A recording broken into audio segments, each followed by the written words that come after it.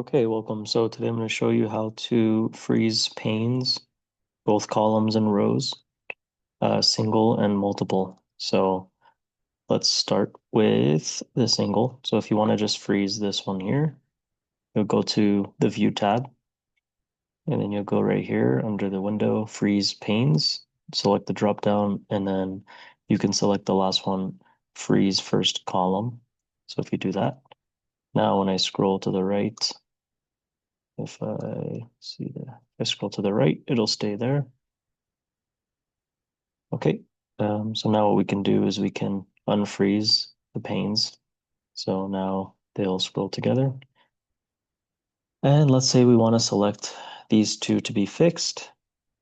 What we can do is select this cell to the right, and it will freeze the two cells to the left. So if you click on freeze panes again, just select the first one. There you go, this line right here is selected to freeze the pane.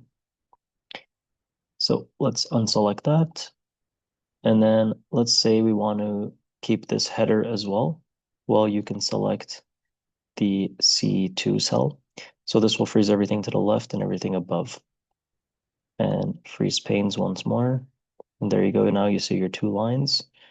And so now when I scroll, the first two columns are frozen. And when I scroll up and down, the top ones are frozen as well.